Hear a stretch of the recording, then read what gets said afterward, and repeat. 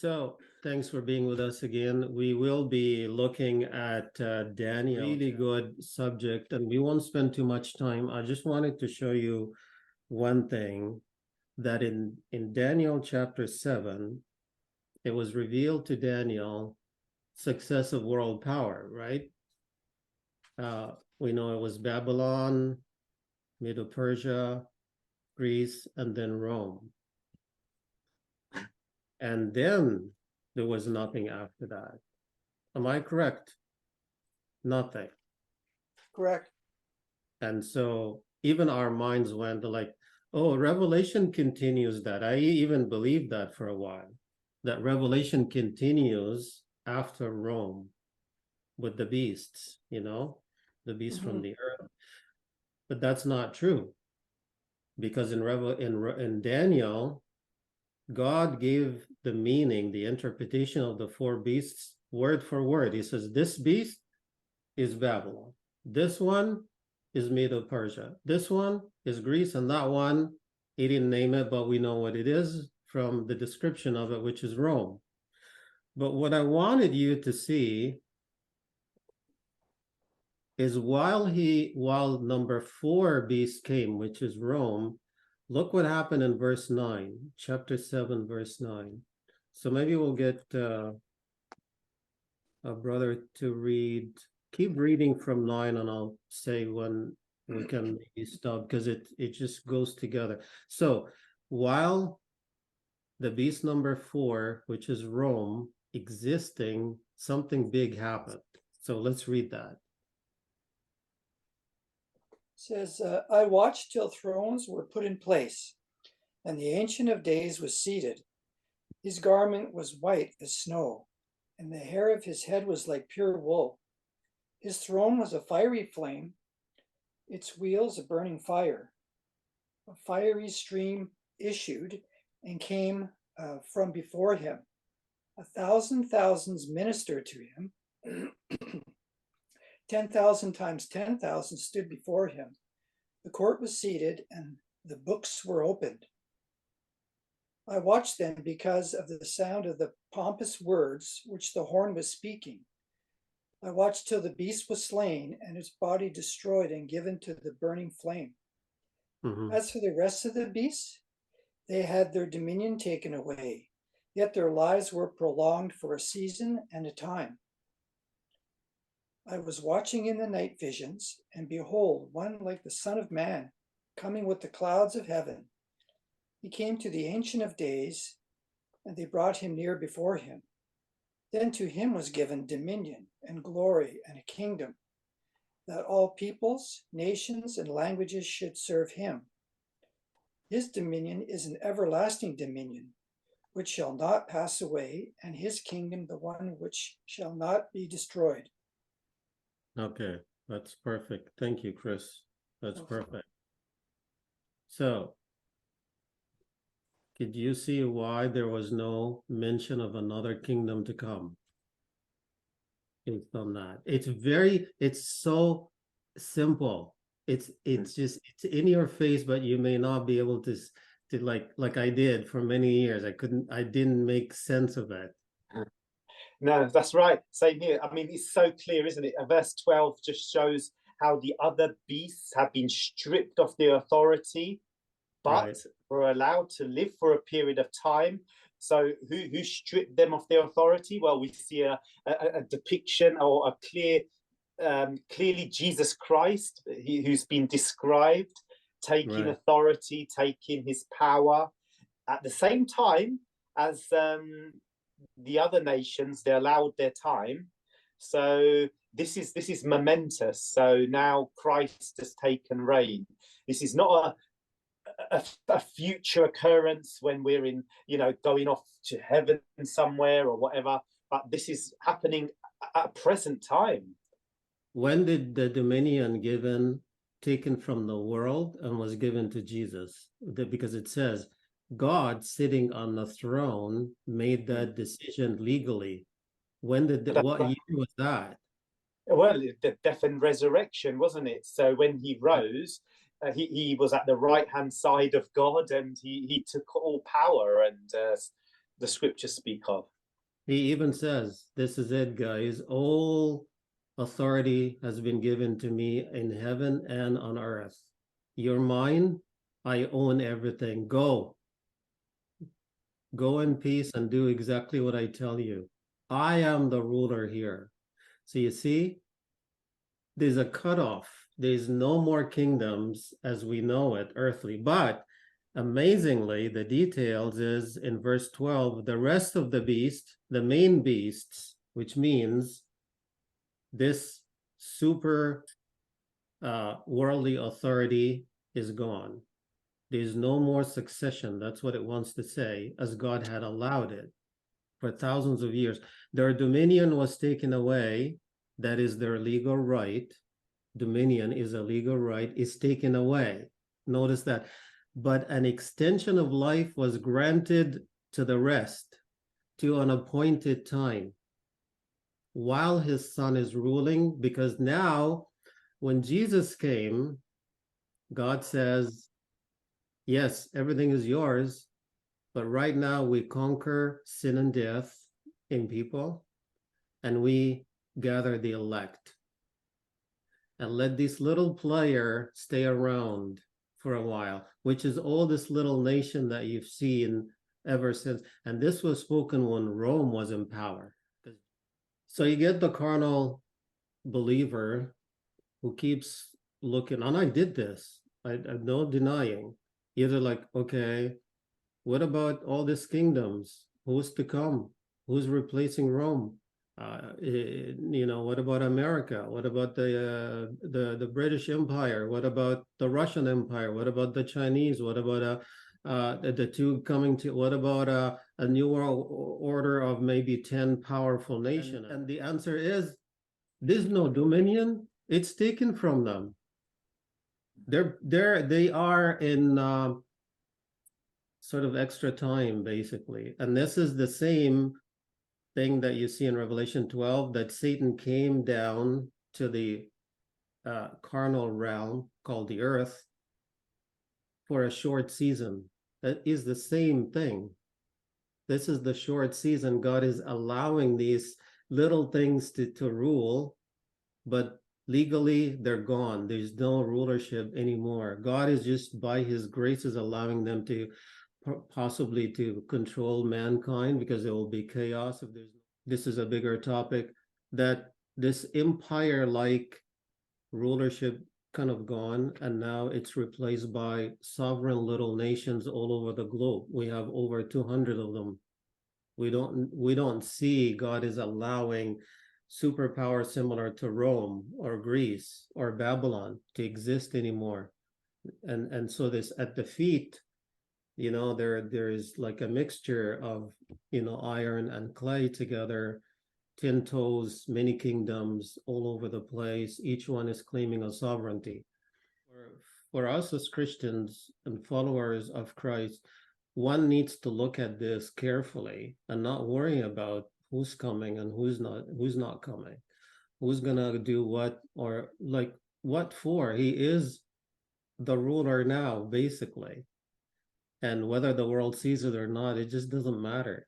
It really doesn't. Absolutely. Everything is a distraction then, isn't it, to our spirituality? Because the everything happening out there in a physical world is there to bring fear into our lives. You know, fear for everything we have in the physical, you know, whether it be our health, job, and our families, which are normal fears to have, but ultimately it's our spiritual health that we don't want it to be affected, and you know, to have that confusion brought about and get bogged down, you know, with who's the Antichrist, or who, you know, what's going to happen now with Israel, and you know, with Iran and all this. You know, we're just looking at Jesus, and then we're at peace. Yes. Have you noticed that in the New Testament, in all the writing, Rome was the power in Christ's time and the apostles' times.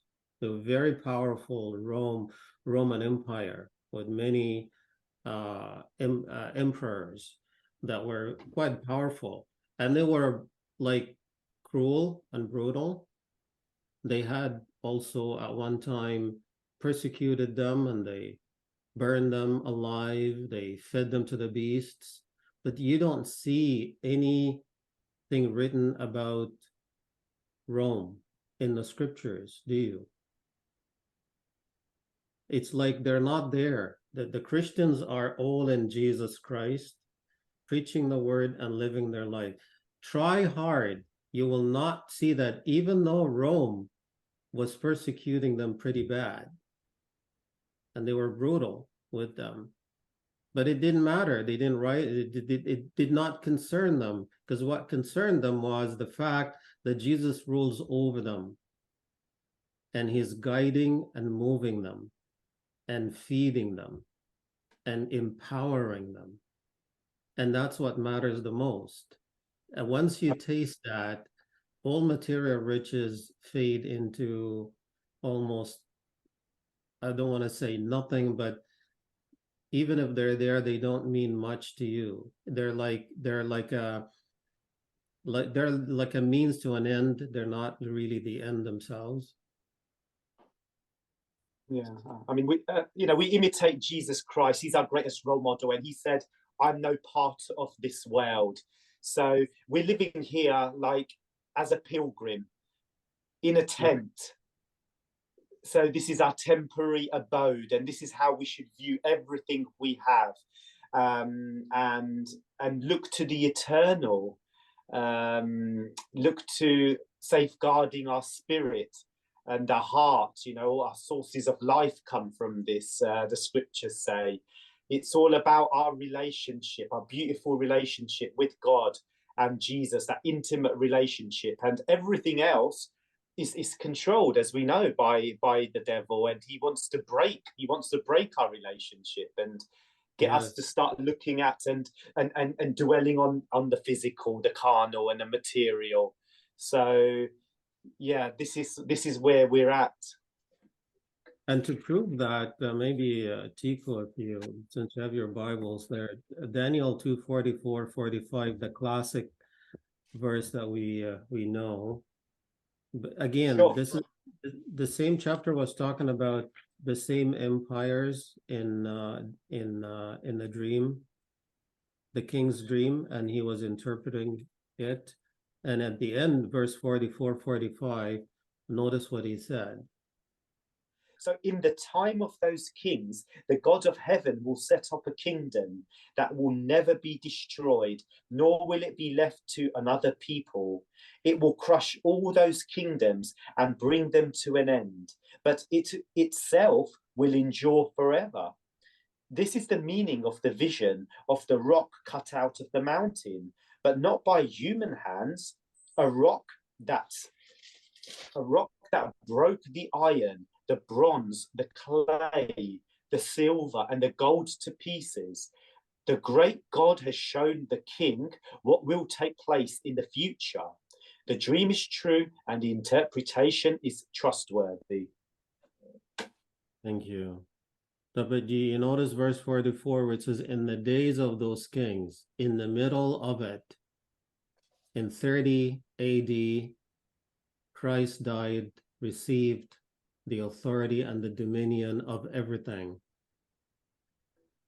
That right in there, and established that kingdom that started little and now eventually will fill the earth, and meaning so many believers. And I was listening to a few people the other day, just like they still think that, you know, there's a specific timing for a specific group where you see the import of all of Revelation will happen during those days. They're not thinking that there are how many centuries passed? Over 20 centuries already, and God been choosing and Christ been choosing one after another, bringing them into their kingdom, because we only live 70, 80 years, 90 years at most, right? So you cannot just think of one generation. You got so many of them, and he's been choosing his own. And his kingdom is becoming a mountain, but people only look at their own current generation, not thinking of the, oh, there was 20, and even before the 20, God has also his own faithful ones prior to that. Mhm. They're not thinking this Absolutely. is a big mountain, really. Yes. No, absolutely. You know, some people actually say, okay, look, there's always been wars and there's always been famines and so on and so on. You know, these signs Jesus gave, and they're right. History keeps repeating itself. So it's not a physical, it's a spiritual sign Jesus was giving, that applied to every generation since Christ's death and resurrection, so that each person can work out their spirituality and their relationship with their personal relationship with God. So with every time period. Yeah, we're obviously here in the present now, so it's about us working this out for ourselves now. So whoever, like anyone listening to us, it's not like we're not interested in what's happening in the world. We are, but it does not change anything. Consume us. Yeah. Doesn't consume our attention. Right. And we don't worry about it too much, even though the suffering is terrible. Right. That's why Jesus said in the Olivet, the signs, he said, well, these things must take place. You know, that's what he said. So yeah, because we live in a fallen world. Sorry, I said we live in a fallen world, so things will happen. Absolutely. We had colossal wars, we had famines and suffering, but God keeps moving with his spiritual kingdom, and it fills the earth. It's a spiritual kingdom, unlike what Jehovah's Witnesses say. The other day I had a discussion at the door because they portrayed as a human government, you know, and I said, like, your concept is wrong, because God rules your heart and mind. He does not rule anymore by laws. There's no law for a true believer. Laws are gone. The way they were written on papers and stones and enforced by police, for a true believer, there is no law. No one can come and tell you, look, you broke the law. Because this is why God says, I'm writing my laws on their hearts. This is why, because there's no more papers to read a law from and get an enforcer to enforce it. You are the one doing that. It's the law of Christ only. And you do a lot more spiritually than just the physical law written on papers, right? It's not like I'm just, I respect the red light, but I respect life itself. I respect all kinds of things deeper than what just a little law tells me. Jesus says they even give their life for others. Like, and this is why in Galatians 5 he says the fruits of the Spirit is like love, joy, peace, long suffering, and then at the end he says against these there is no law. Have you read that before? Against these, yes, there is no law. Meaning a law does not apply to that. There's no law that applies to that. But if you live in the flesh, which is the verses before that, he says, yeah, there is a law against that. You're going to die because you're living by the old law, which the end of it is death. You come this side, there's no law.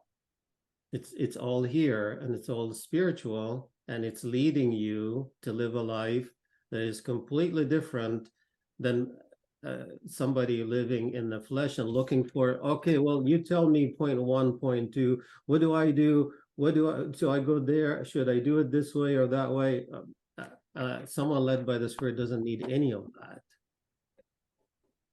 Absolutely. And this is what the freedom of Christ is about, which comes from, I think it's Ephesians 5, which really talks about how, yeah, Christ's truths and us walking with him gives us the freedom. He wants us to stand on our own feet and to be a sovereign and to be guided, as Nab said, you know, by principles. We do everything out of love, out of the right motivations, not out of fear.